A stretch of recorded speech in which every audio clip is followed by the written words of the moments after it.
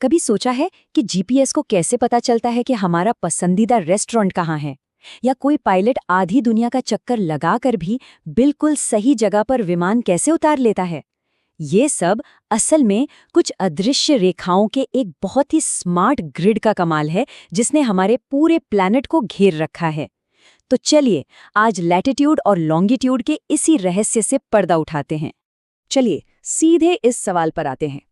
सोचकर देखिए कि हम स्पेस में हैं और पृथ्वी को देख रहे हैं।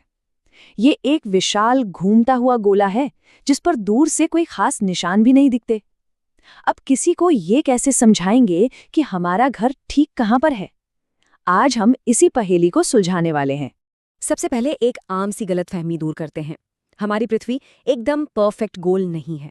ये पोल्स पर यानी ध्रुवों पर थोड़ी सी चपटी है और बीच में यानी भूमध्य रेखा पर थोड़ी बाहर की ओर निकली हुई है, लगभग एक विशाल हल्के से पिचके हुए संतरे की तरह। अब इतने अनोखे आकार पर किसी भी जगह का पता लगाने के लिए इंसानों ने कुछ रेफरेंस पॉइंट्स का एक सिस्टम बनाया। और सबसे दिलचस्प बात यह है कि ये सारे के सारे पॉइंट्स पूरी तरह से काल्पनिक हैं। तो हमारे ग्लोबल एड्रेस सिस्टम का पहला सुराग है लैटिट्यूड यानी अक्षांश। हर कहानी की एक शुरुआत होती है और हमारी कहानी की शुरुआत होती है भूमध्य रेखा यानी इक्वेटर से। सोचिए, ये एक बहुत बड़ी बेल्ट की तरह है जो पृथ्वी के ठीक बीच में बंधी हुई है और इसे दो बराबर हिस्सों में बांटती है, नॉर्दर्न हेमिस्फीयर और सदर्न हेमिस्फीयर। यही है हमारा 0 डिग्री लैटिट्यूड। ये वो शुरुआती लाइन है जहां से हम नॉर्थ और साउथ की हर चीज को नापते हैं। अब इक्वेटर के पैरेलल चलने वाली इन रेखाओं को देखिए। ये हैं लैटिट्यूड लाइंस। इन्हें एक सीढ़ी के डंडों की तरह सोच सकते हैं जो प्लैनेट पर ऊपर और नीचे जाती हैं। हर डंडा 1 डिग्री को दिखाता है, जो हमें ये बताता है कि कोई जगह इक्वेटर से नॉर्थ या साउथ में कितनी दूर है। जितना दूर जाएंगे डिग्री उतनी ही बढ़ती जाएगी और पोल्स पर पहुंचकर 90 डिग्री हो जाती है। भारत में चंद्रपुर और ब्राजील में बेलो हॉरिजॉन्टे पर एक नज़र डालते हैं। दोनों ही 20 डिग्री लैटिट्यूड पर हैं, लेकिन जाहिर है वो एक ही जगह पर तो नहीं है। ऐसा इसलिए है क्योंकि चंद्रपुर इक्वेटर से 20 डिग्री नॉर्थ में है, जबकि बेलो हॉरिजॉन्टे 20 डिग्री साउथ में है। ये एक बहुत ज़रूरी फ़र्क है। सिर्फ डिग्री बता देना काफ़ी नहीं होता, नॉर्थ या साउथ भी बताना पड़ता है। चलिए अब इस पहेली के दूसरे हिस्से की ओर बढ़ते हैं। लैटिट्यूड हमें नॉर्थ साउथ की पोजीशन तो बताता है, लेकिन ये अकेला काफ़ी क्यों नहीं है? पैसिफिक ओशन में टोंगा आइलैंड्स और इंडियन ओशन में मॉरिशस दोनों ही 20 डिग्री साउथ लैटिट्यूड पर हैं। तो फिर हम इन दोनों में फ़र्क कैसे करेंगे? इसका मतलब है हमें पहेली के एक और टुकड़े की ज़रूरत है, यानी नापने का एक और तरीका। और इसका जवाब है प्राइम मेरिडियन।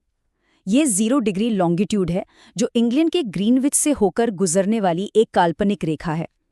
ये हमारा नॉर्थ साउथ 0 पॉइंट है, वो लाइन जिससे हम ईस्ट और वेस्ट की हर चीज़ को नापते हैं। ये स्लाइड लैटिट्यूड और लॉन्गिट्यूड के बीच एक बहुत ज़रूरी फ़र्क दिखाती है। बाईं ओर लैटिट्यूड लाइंस को देखिए, ये पैरेलल सर्कल्स हैं जो कभी नहीं मिलते।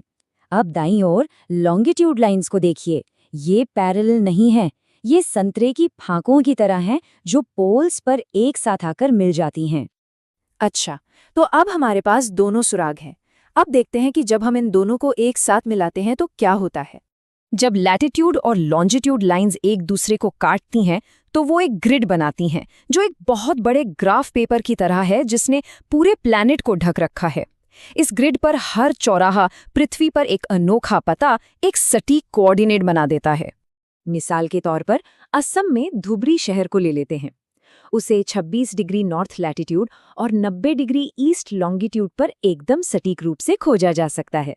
जहां ये दोनों रेखाएं एक दूसरे को काटती हैं, बस वही है धुबरी की सही लोकेशन। लेकिन कहानी यहीं खत्म नहीं होती।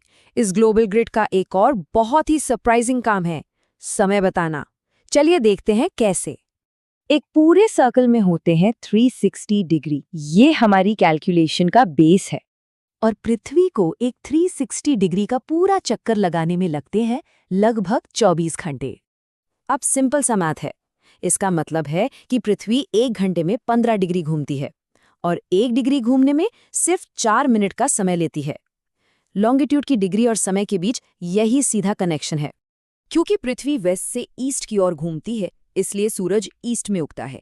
इसका सीधा सा मतलब है कि ग्रीनविच के ईस्ट में जो जगहें हैं वो सूरज को पहले देखती हैं, इसलिए उनका समय आगे होता है, और इसी तरह वेस्ट की जगहें समय में पीछे होती हैं। चलिए इसे एक असली दुनिया के उदाहरण से समझते हैं।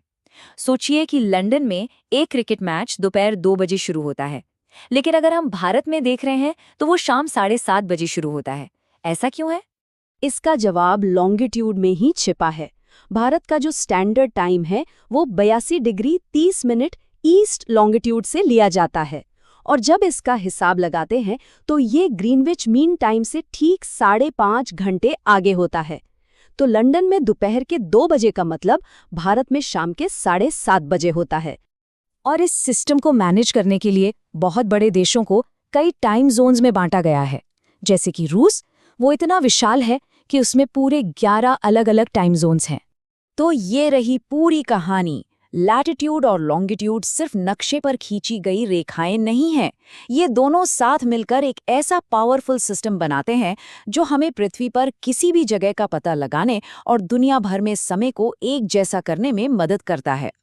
हमने अपने ग्रह पर स्पेस और टाइम को समझने के लिए काल्पनिक रेखाएं खींच लीं। ये बात सोचने पर मजबूर करती है कि इंसानियत के लिए अगला महान नेविगेशन चैलेंज क्या होगा। शायद मंगल की सतह पर रास्ता खोजना, या फिर एक दिन सितारों के बीच अपना रास्ता ढूंढना।